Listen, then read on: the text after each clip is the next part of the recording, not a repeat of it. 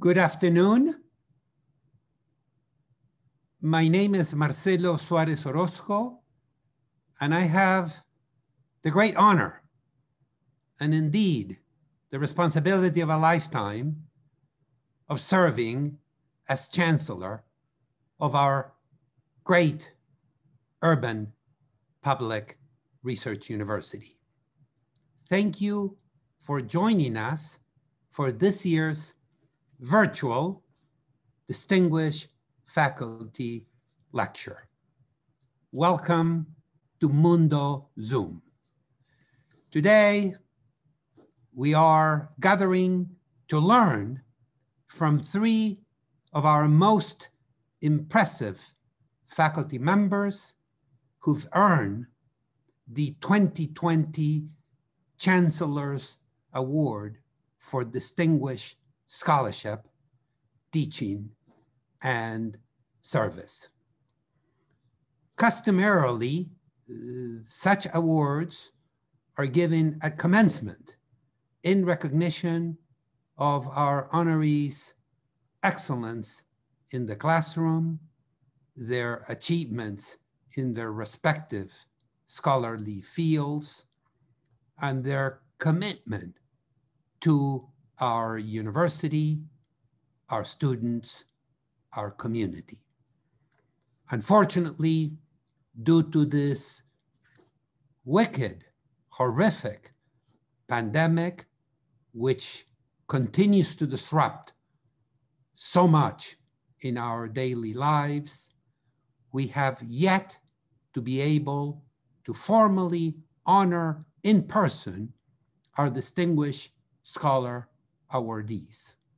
Please know that we are very much hoping to be able to properly honor you in the near future. As a first-time attendee to this wonderful, wonderful event, I am eager to hear and to learn from our distinguished awardees and to learn more about their significant impact to the University of Massachusetts, Boston, to our students, to our colleagues, indeed, to the academic community at large. If you know, or if you have worked with Professor Heidi Levitt, Professor Elizabeth Bussière, and Professor Werner Kunz, you probably have a good idea of the treat we have in store for you this afternoon. Today, each of our colleagues will present on a topic of their choice in accordance to the general theme of, quote, reflections from distinguished faculty. Our chancellors, awardees, our chancellors, awardees for distinguished scholarship are Professor Heidi Levitt from the psychology department and has chosen as the title of her talk, quote, advancing conceptual diversity in psychological science. The Chancellor's awardee for Distinguished Teaching Professor, Elizabeth Bussière, from the Department of Political Science, will give a lecture entitled Insight, My Re-Education at UMass Boston. And Professor Werner Kunz from the Department of Marketing and the Chancellor's awardee for Distinguished Service will talk about the logic of service. All three titles are very intriguing and very promising indeed. These distinguished colleagues offer unique, special contributions that are critical to our ability to fulfill our mission: scholarly excellence with a sense of purpose in the discovery of that which is true, that which is just, that which is beautiful. As Boston's public research university, we must continue to lead in the areas of scholarship, teaching, and service. The professors we honor today are scholars of great distinction who embody all the best of what we at the University of Massachusetts, Boston, have to offer. I would like to take this opportunity to extend a special thanks to our colleagues who have served on each of these important nomination committees. It is not an easy task, but the committees devoted full attention, careful judgment to make these selections, and indeed, they did a wonderful job. And for that, I am thankful. Muchas gracias. I also like to thank Joanne Riley and Mary Moser from University Libraries for continuing this tradition and their endeavors to plan this event. It offers an important opportunity for us to appreciate, to reflect, and to greet each other and encourage and engage with each other in these most difficult of times, given the pandemic and all the suffering it's leaving in its wake. Thank you all for taking the time from your busy schedules to join us today and for supporting our colleagues and our friends. Like you, I am looking forward to this opportunity to learn from each of our colleagues today. I am now happy to introduce our distinguished interim provost and vice chancellor for academic affairs, Dr. Emily McDermott. Provost McDermott. Thank you, Chancellor Suarez Orozco. I am pleased to introduce to you today the esteemed faculty members who were chosen to receive the 2020 Chancellor's Awards for Distinguished Scholarship, Teaching, and Service. Heidi Levitt, Professor of Psychology, is the recipient of the Chancellor's Award for Distinguished Scholarship. Dr. Levitt has written 2 books, 102 peer-reviewed journal articles, and 39 academic chapters in the areas of qualitative methods, psychotherapy processes, and lesbian, gay, bisexual, transgender, and queer LGBTQ gender communities. She has been awarded prestigious fellow status in 4 divisions of the American Psychological Association. Professor Levitt is committed to the development of the next generation of researchers. She has published with over 90 students, including doctoral, master's, and undergraduate students.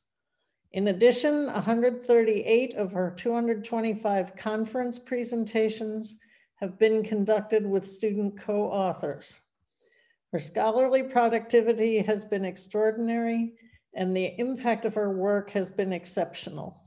Professor Levitt has made distinguished contributions in multiple areas and has changed the way that research is evaluated in the field of psychology.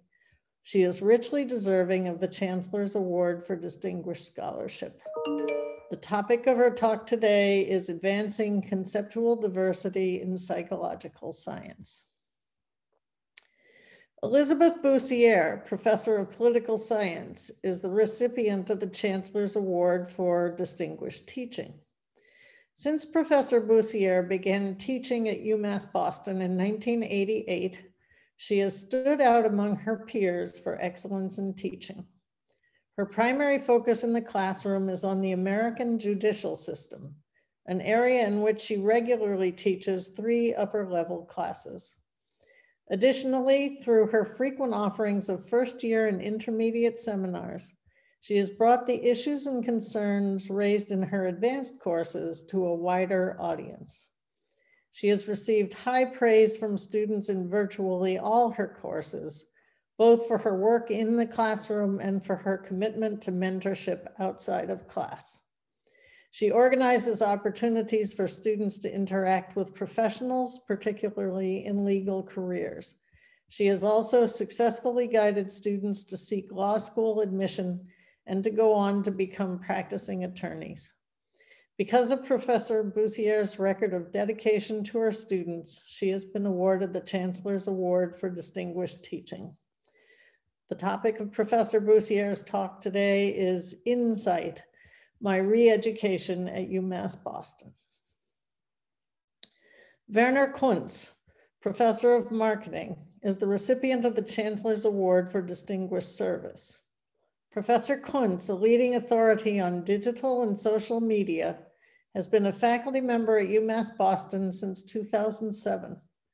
Since 2011, Professor Kunz has conducted the highly regarded Social Media Day at UMass Boston, an annual conference for the business, high-tech, and social media communities, featuring lectures, panel discussions, training, and networking opportunities.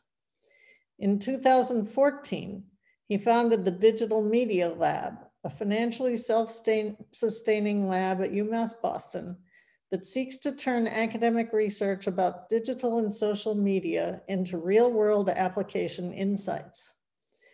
In addition to serving on several journal editorial boards and university committees, he has worked for several years on the leadership team of the Service Research Special Interest Group of the American Marketing Association, the primary professional association of service researchers with over 2,000 community members worldwide.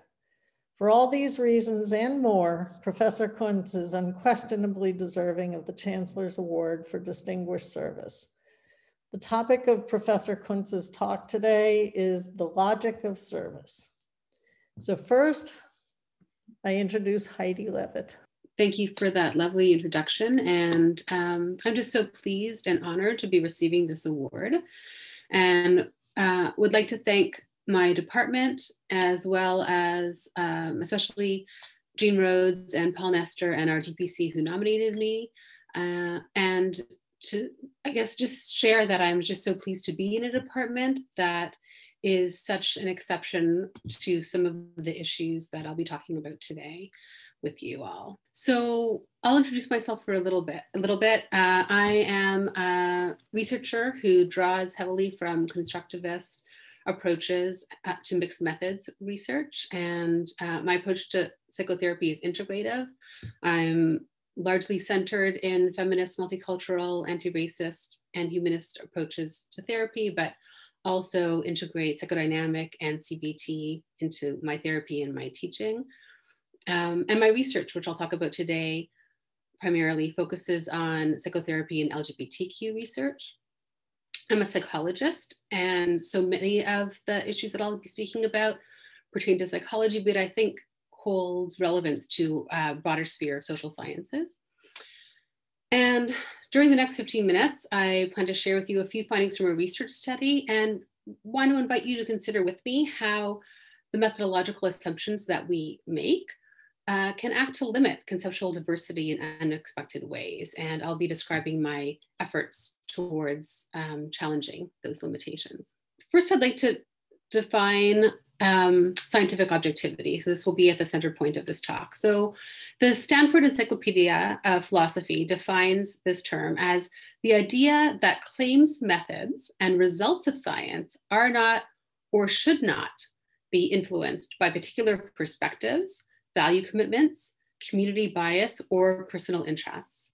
And this is a concept that has been profoundly important in the field of psychology, which has grown up largely at a time when positivist philosophies were coming into play, and have really been desiring to become on par with natural sciences.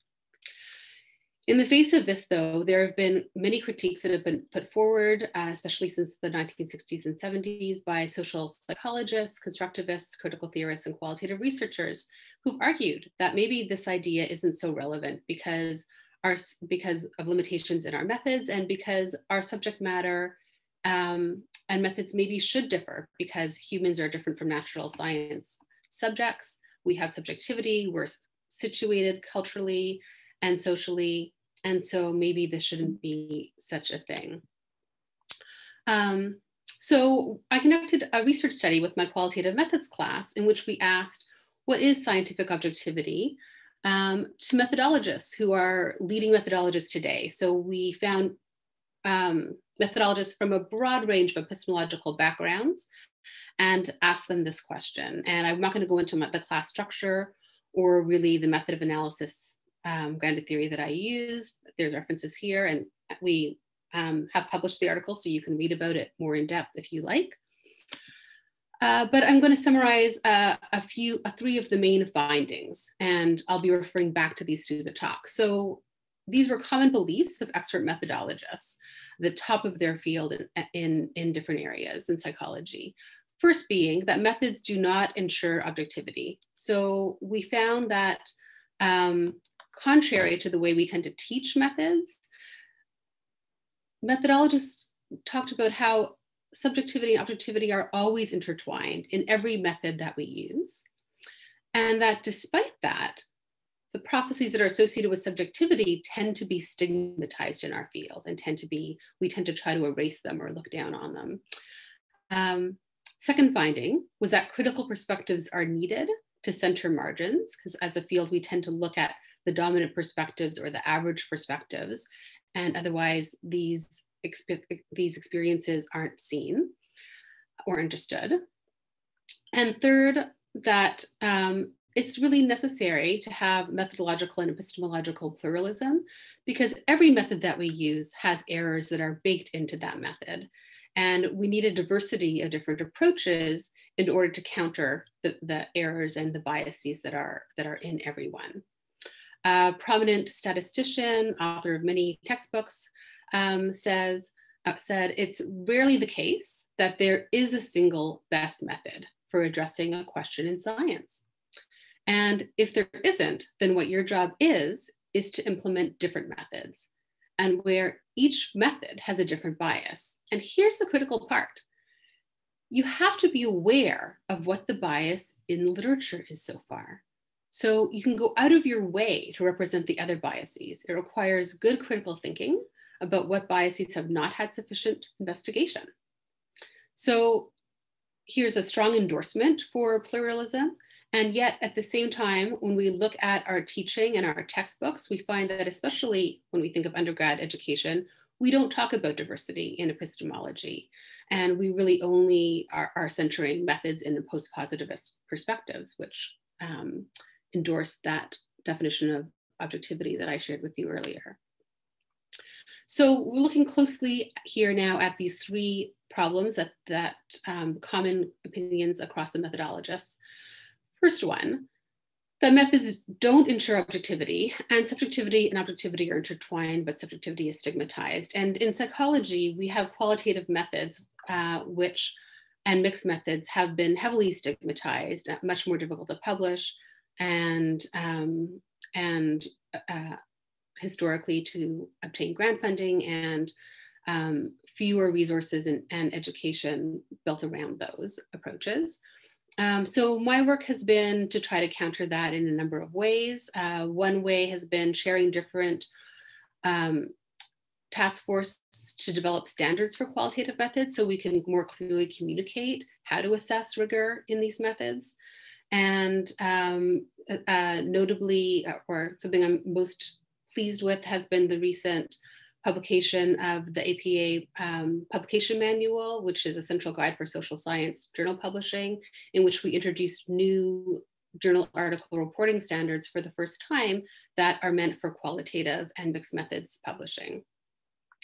And advancing the concept of methodological integrity within those, which argues and puts forth an understanding of how and why methods really should vary given the goals of research and how they relate to objectivity and subjectivity within studies. Other work that I've been doing has been acting as associate editor for different journals and writing books and teaching qualitative methods. And really my goal here has been to try to broaden epistemological awareness so that the rigor of critical and constructivist methods can be better understood and valued within social sciences. Second problem. So critical perspectives are needed to center the margins. The work that I've been doing that's most connected to this problem has to do with the concept of gender, which has had very strong cisgender foundations in psychology. So if we look at, for instance, American Psychological Association guidelines for practice, historically, we find that gender is defined as being sets of constructs that are tied to sex, tied to being a man or a woman or a girl or a boy. And so this very cisgender framing, which has been in keeping with what has been thought to be an objective, observable categories of gender for a long time, but is entirely excluding LGBTQ gender experiences in many communities. In my work, I've been engaged in this program where we've been looking at, with my lab and collaborators, many different gender communities, such as butch, femme, bare, leather, transgender, house and family genders, and gender for people who perform drag, to understand, well, how do people experience gender who are in these groups that are often seen as marginal? And been developing a theory that emerged from looking at common patterns in the way people experience their own genders. And what's important here is that it's a different way, we've been developing a different way of defining gender, in which gender constructs are understood by their functions rather than simply by sets of identities, which also can be important, but to really understand gender identity, thinking about functions across 4 domains, and I'll only say in brief, psychological domain in which people are seeking a sense of authenticity, and so gender identities provide them with a sense of who am I and how do I be myself in the world. A cultural domain in which gender identities help people subvert stigma that's been passed down across different generations and in complex ways.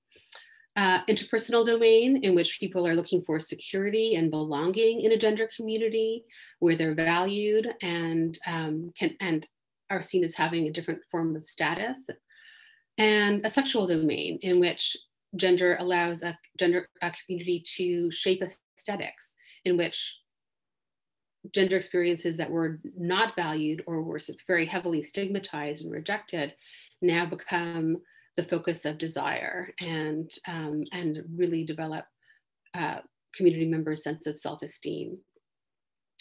And across these different domains, it becomes really important to understand how they're situated culturally and in terms of intersections of different forms of minority stressors. So understanding gender as something that is defined by its function allows for understanding it with a cultural complexity. And this can resolve different problems when we think about gender as being associated with just one a fixed and stable identity, which some people may experience. But for other people, and when we look across time, we see that the meanings of different genders may shift and may change. And thinking about gender functionally can also lead us to ask new kinds of questions about how gender communities evolve, why they evolve, what are they evolving to resist, and how sexuality and gender are interconnected.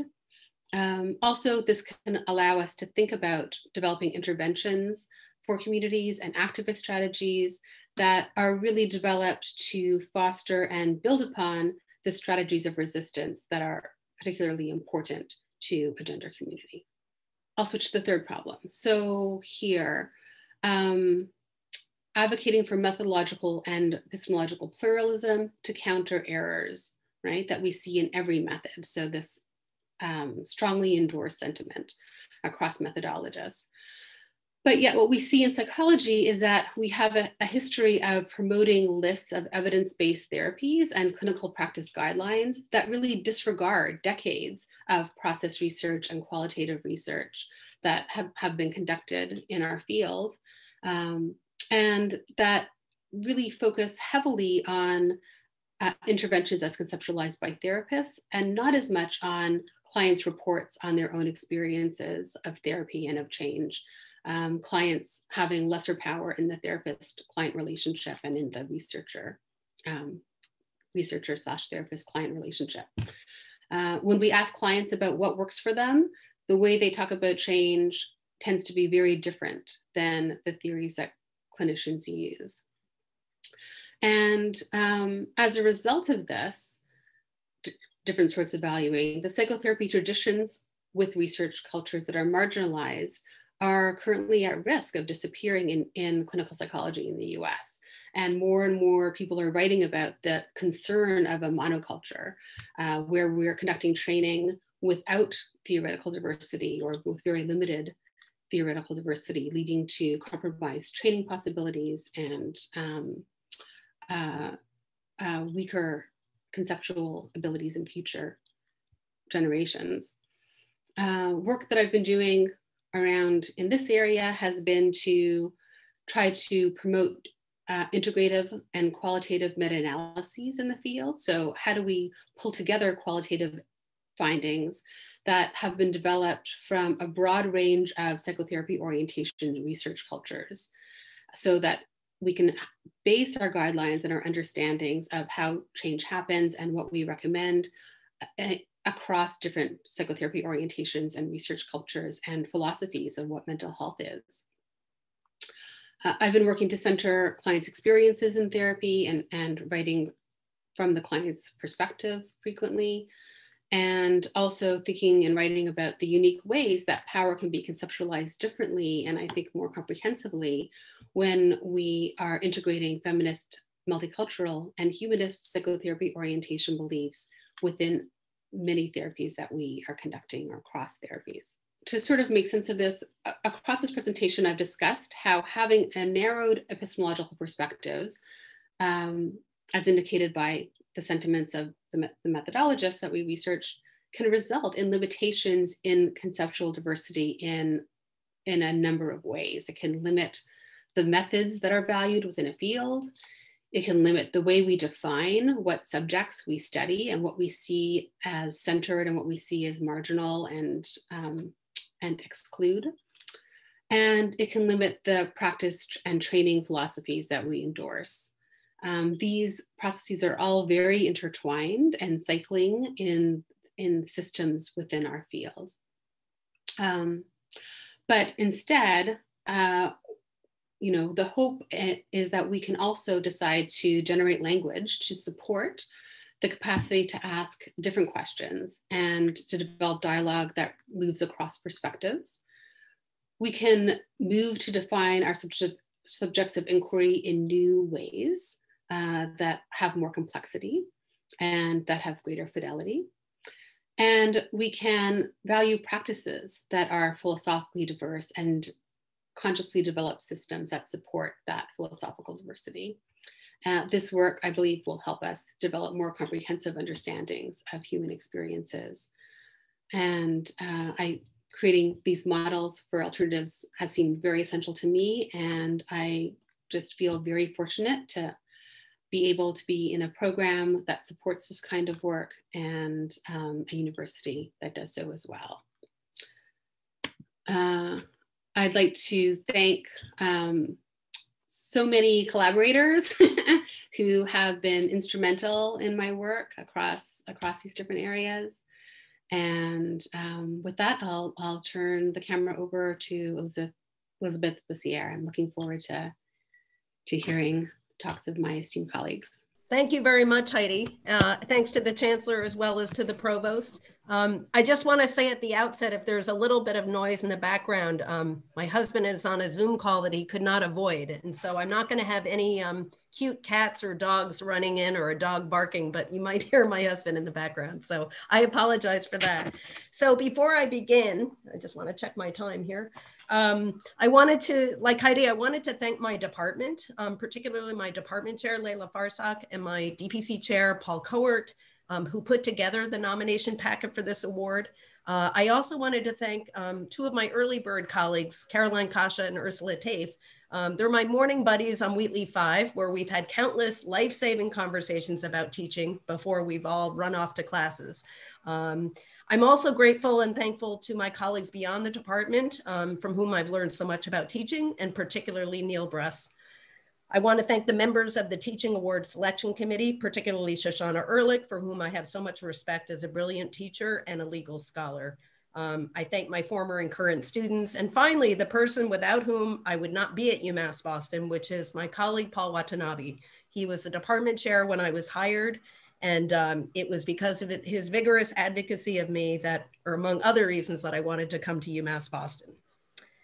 So the title of my talk is Insight, My Re-Education at UMass Boston. So part one is on blind spots. We all have blind spots. I confronted one of my most jarring blind spots related to teaching a few years after UMass Boston had hired me. It occurred during a long and somewhat circuitous conversation I was having with a senior thesis student of mine whom I'd had in multiple classes in prior semesters.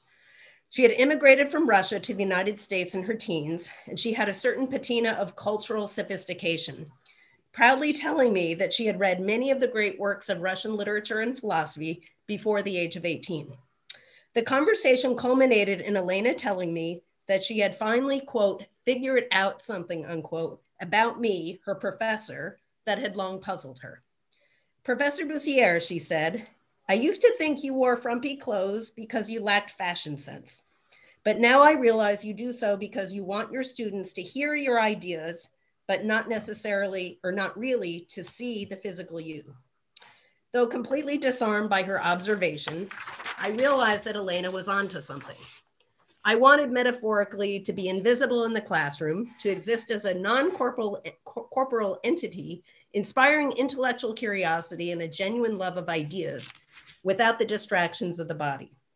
Apart from many other things, the irony of this is not lost on me that I'm delivering this talk via Zoom rather than in person. Having said that, I confess that I began to try to dress less frumpily. So what was the blind spot that Elena's comment triggered in me to see? It was my class privilege, not to mention my race privilege. Her remark crystallized for me that my teaching approach was thoroughgoingly cerebral.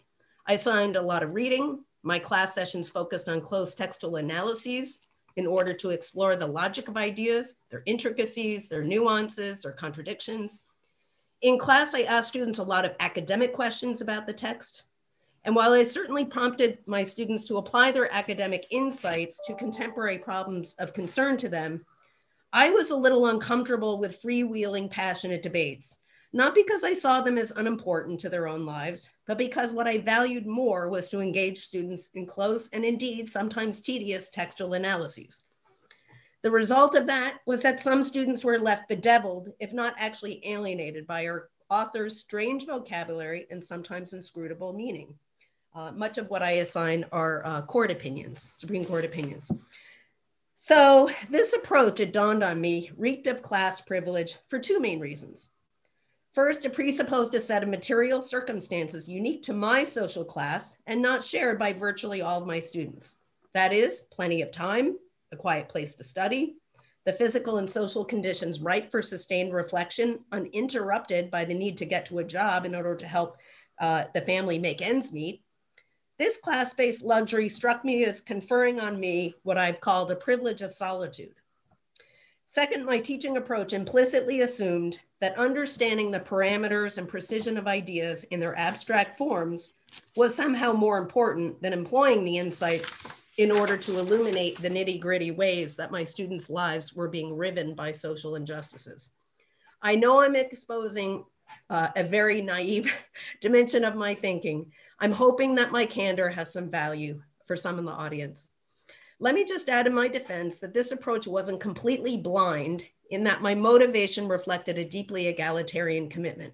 I wanted to give my students the kind of intensive academic experience that I'd had as an undergraduate at a small liberal arts college. Nevertheless, in my teaching, I had embraced a fierce individualism that demanded a lot of my students outside of class.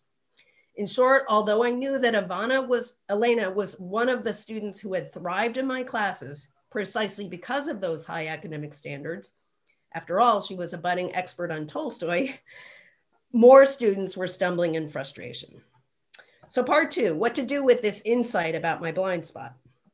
How I went about productively acting on this insight for the betterment of my teaching was complicated not only by my class privilege itself, which is a key source of the problem and a key impediment to my finding a resolution to it, but also by my simplistic view of what effective teaching meant. In thinking about teachers who turned around the lives of students from disadvantaged and marginalized communities, I was influenced in part by cultural references to the brilliant, charismatic teacher who swoops in and partly through sheer force of personality and love, connects with the kids whose lives are mired in poverty and racism and inspires them to achieve at a previously unimaginably high level. More powerfully, however, I was influenced by my own family background. My father had been a charismatic and beloved high school English teacher before becoming a charismatic and beloved high school principal. This wasn't just hearsay on my part, since my father actually was my high school principal. And so I saw him perform his job day in and day out. And although he was obviously no longer in the classroom, I saw how he connected very viscerally with students from all walks of life. And I constantly heard faculty talk about how charismatic he was, how his presence and care lit up a room. My 2 siblings possessed our father's charisma and went on to become award-winning teachers at their own schools. In contrast, I'd been a rather shy, introverted, and self-doubting child, qualities that I did not completely shed even after becoming a college professor. In time, though, I found my own teaching approach that stands in stark contrast to that of the teacher with the big magnetic personality. It is informed by something that was central to my own growth as a college student, which is that an effective teacher will enable students to see something important in themselves and their ideas that they had not been able to see before, that they'd been blind to. Such insight helps students develop a sense of competence and confidence and envision any number of possibilities for themselves. After all, when I reflect on my own significant moments in college, they actually were not the aha moments in class when things just clicked, although unquestionably those moments were magical. Rather, my transformative moments typically occurred very quietly. For example, when I was with a teacher or a professor who was discussing my ideas with me one-on-one, or when I was by myself reading a professor's written feedback. These were moments that enabled me to see myself in a different light, and just as importantly, to act accordingly.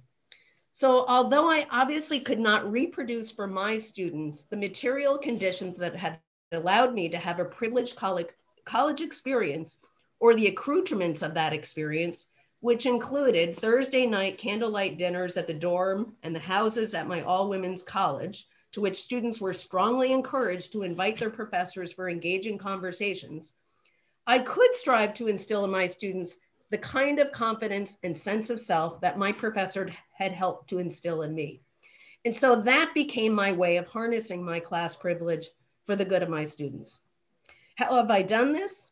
The way I've connected with my students over the years is through very quiet and often very individualized means, by providing individualized type feedback on their work, by formulating stimulating prompts for Blackboard discussion forums and actively responding to their weekly posts, by composing thought questions to help guide their reading, and by composing thought-provoking paper assignments and exam questions, often with rather intricate hypothetical scenarios that were often quite absorbing to students, the benefits of teaching court cases. In addition, I've spent a lot of time engaging in individual outreach to students, emailing them to follow up in response to a view they'd expressed in class, emailing them to encourage them to think about doing an independent study or an honors thesis, and then following up to explain what those meant. Taking on a fairly heavy load of independent studies and senior honors theses, emailing students about on and off campus opportunities of potential interest to them, connecting them with classmates who have a shared interest, and connecting with alumni who I know can provide excellent career-related guidance and support, as well as writing very substantive, individually tailored letters of recommendation that I share with my students. 3 other ways I have enhanced my students' experiences and enabled them to see themselves in a different way are more social in nature, and they have their own rewards. I have former students come back to guest speak in my classes about their careers, and I have the current students ask them questions that are at once academic and practical in nature.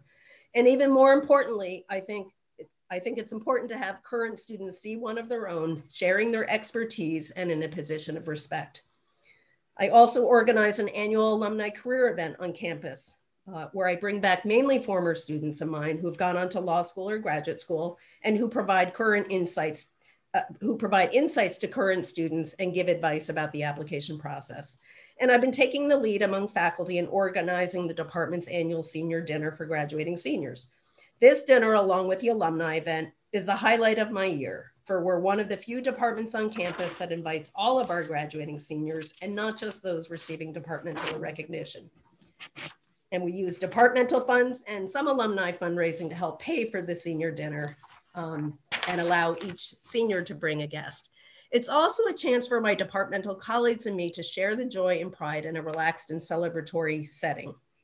I view the yearly senior dinner and alumni event as nice bookends to each other, because at the senior dinner, my colleagues and I are launching our students into their new lives and onto at least the start of their career paths, while at the alumni event, I'm bringing back former students who are already launched and who can provide so many insights and advice to the students who are in the very anxious positions that they once were. So part 3, in plain sight, the elephant in the room that is remote instruction. I found the adjustment to remote instruction to have been incredibly rocky through no fault at all of the e-learning professionals on campus who've been truly heroic since last March and who I've managed to frustrate several times throughout the summer. The work required for remote teaching is, in my experience, so much heavier than for in-person teaching.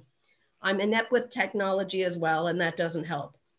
Our students have their own staggering challenges. After all, their lives have been utterly upended by a worldwide pandemic, an economic crisis, and unending racial slaughter in the streets. Logging onto class, even when technology works smoothly, is surely of a lower priority to so many of them when faced with these grave crises and losses. But I think it's helpful for teachers to look for opportunities for doing what we do well. Thus, in my own case, because I'm so oriented to students as individuals, I've made an added effort to reach out to them, whether to engage them further on an intellectual level, to offer psychological support, or to provide some guidance that they seem to be needing or seeking.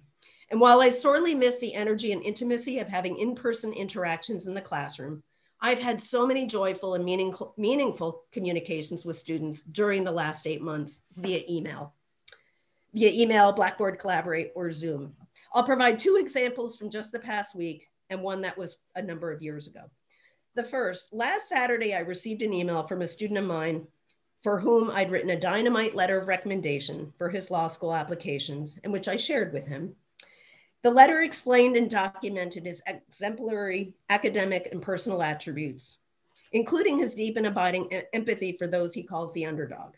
In his application essay, he wrote that he was the son of an unwed mother and father who dropped out of high school to have him, though his father would later prove somewhat unreliable. The student revealed that this had been a scarring experience, not because he didn't feel loved by his family, but because he grew up in the same small and insular community in which his mother and grandparents had lived, a community that made his mother feel deeply ashamed about her so-called transgression and made him feel ashamed of his existence.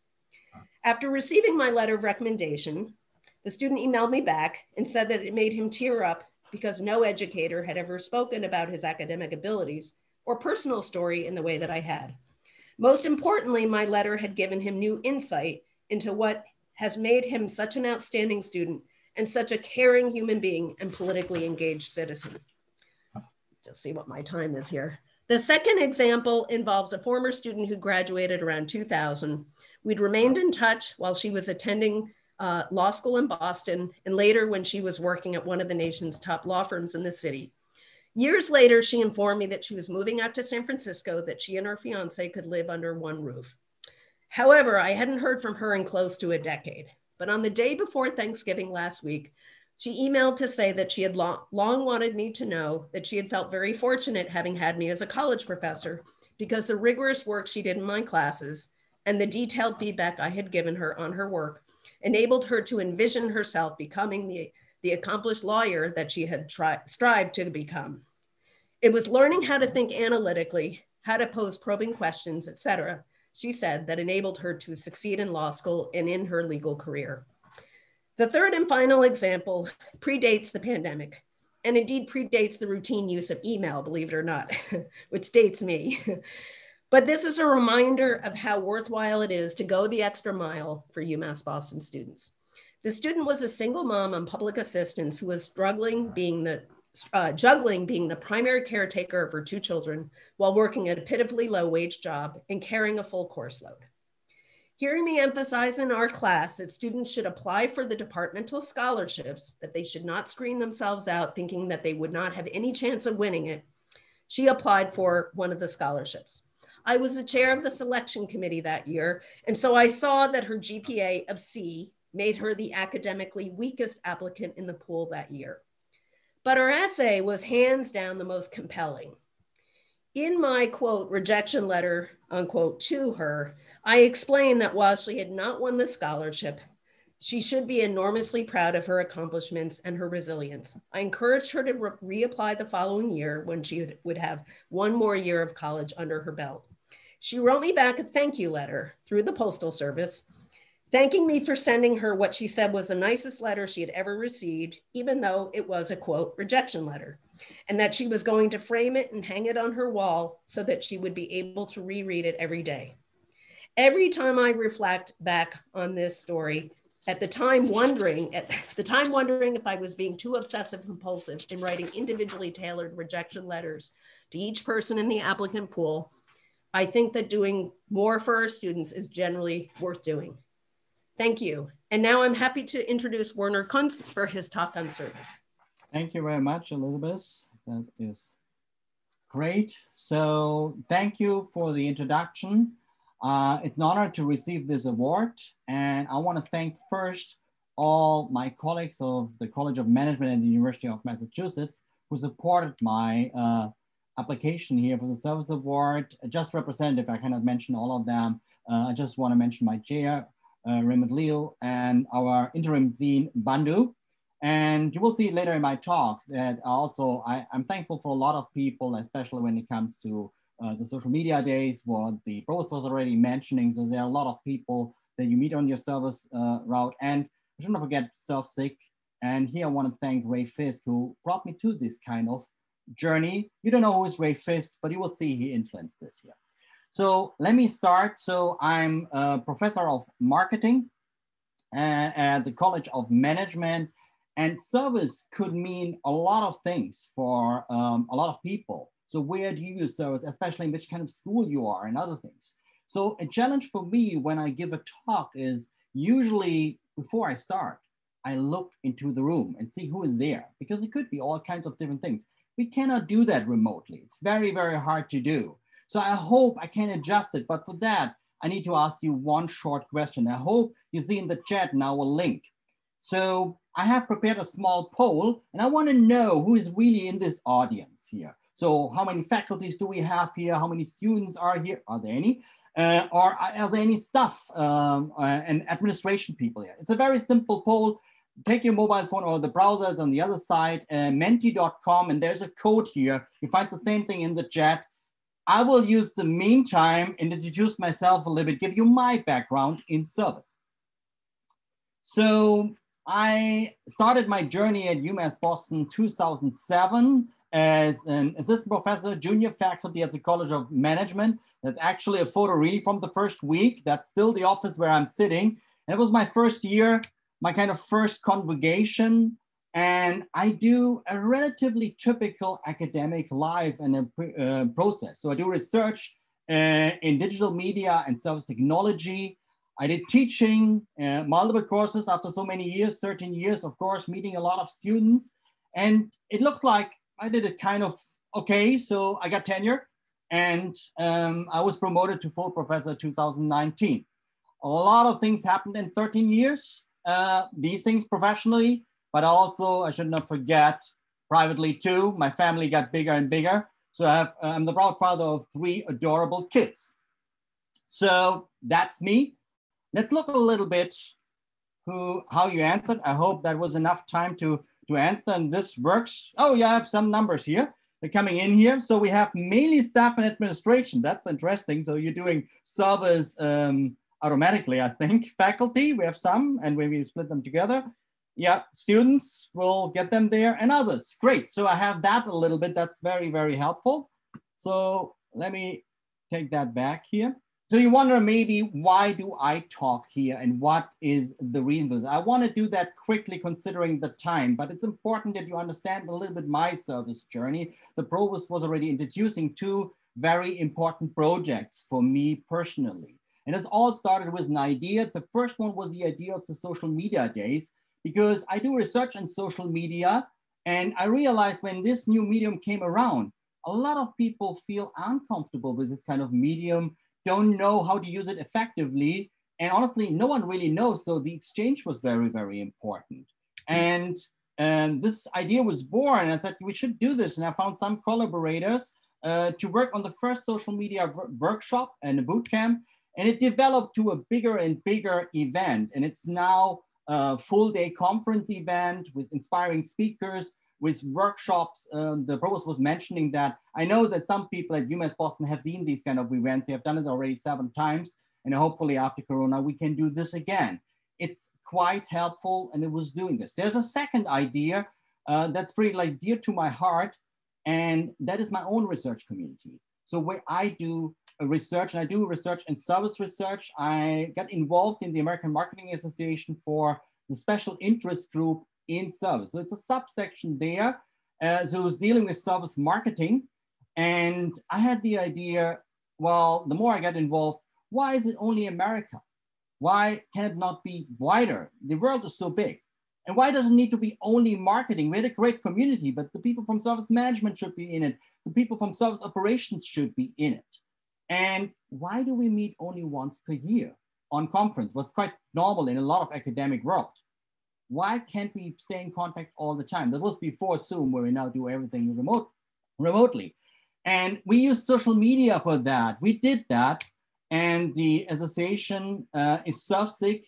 And I must say, after 7 or 8 years and working on that, it really thrived with a lot of other collaborators. So we have now a newsletter of 2,000 people. We have very active social media channels. And that really worked out very nicely for our community. These are 2 examples that are very dear to my heart, and they describe a little what I'm doing in service. But you maybe wonder, what has that to do with you? Maybe you're not in social media, maybe you're not on the College of Management, maybe you're not even a faculty, so not what I meant, so not in the academic world. So I wonder a little bit how I can derive something from my experience for the wider audience here.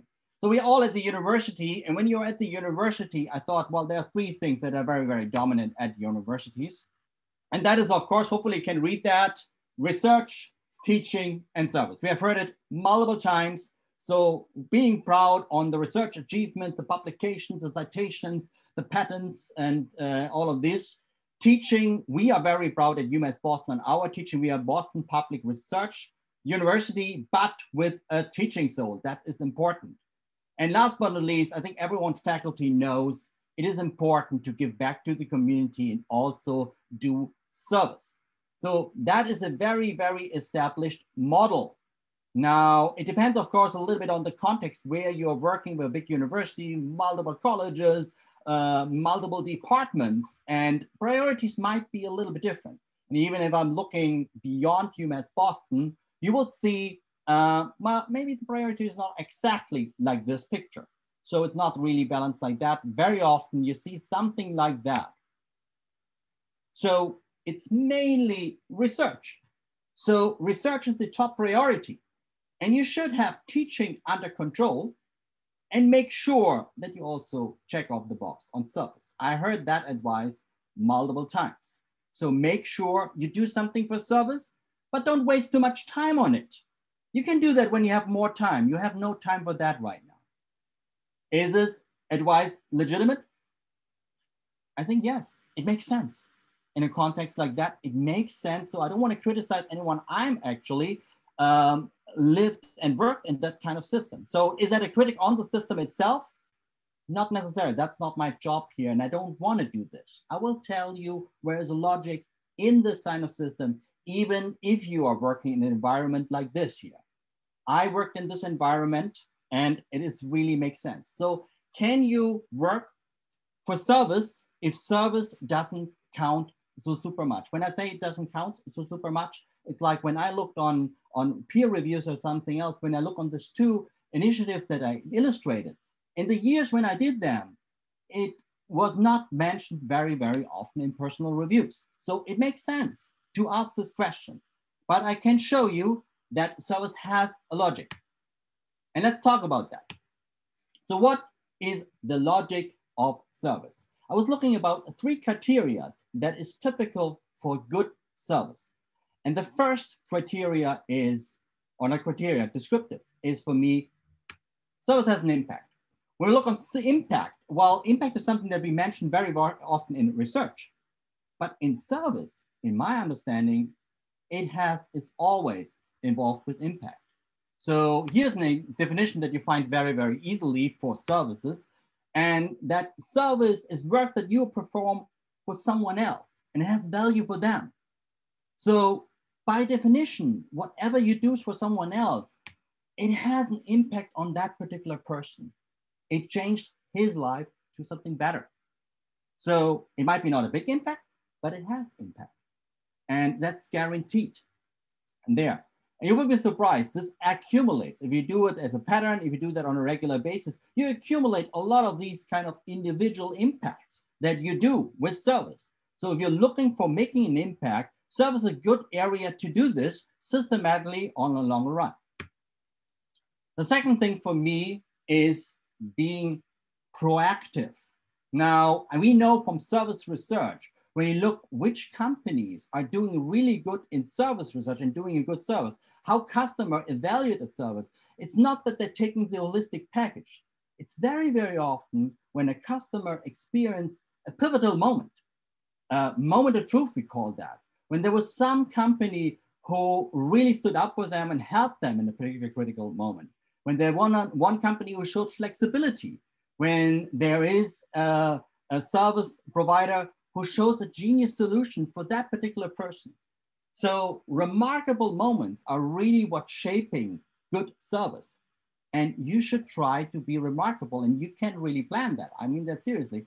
So you can, maybe you're not remarkable when you just hear and to recall, but when you identify a need somewhere and you serve that need, you stick out. People, customers love you for that. In my particular example, no one asked me to start a social media day. I saw this need and was starting working on that. When I'm now looking back, it really paid off in the long run. No one asked me to change the self-stick community significantly, make it more worldwide. But now, after years, it paid really off. No one asked for this. So being proactive is a really good way to do good service. And the last one that I want to bring is relational, and that's almost automatically out of the other two. When you're doing on a regular basis good things for other people and doing service for them, well, you meet a lot of people who had a good experience with you. So that really develops your reputation. People are thankful for you, and that's nice. Service should be usually really caring about the other people. But you would be surprised that service is less altruistic than you think. Because if you do that on a regular basis, people associate you constantly with solving problems for other people, a person who gets a job done. And that's quite helpful. And when I look back on my own research in my own area, I realized my success in research is also related to my work at ServSig. I got to know people We built research collaborations. I got opportunities that I would not have if not people learned I'm a person who gets things done, who did service in this area.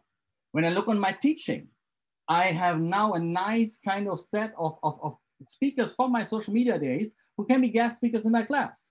I can have businesses in the Boston area who can sponsor in my class. And in general, it's never a bad idea that you have a reputation, that you get things done. That helps usually in the career. So what is with this picture? Is that the right picture? I don't think so. I don't think that service is a third column that sometimes is neglected. And your attitude for successful service should be not just checking a box. The reason why you should not do this is because service can really fuel your research and your teaching in whatever you are doing in your professional job. So this is more the underlying basis in my understanding. With service and the right attitude for service, you can shape who you are. And that's not from me, that's from this gentleman. Thank you very much. And I'll start just saying thank you to our speakers. UMass Boston is, in my long experience, chock full of distinguished scholars, teachers, and performers of service, both on and off campus. Today, we've been genuinely privileged to hear cutting edge thoughts from three paragons of distinction in these three respective areas. Thank you so much, Elizabeth, Heidi, and Werner, for your comments today that were so illuminating. And with Chancellor Suarez Orozco, I look forward to the time when we can celebrate your accomplishments further in person. Thank you so much.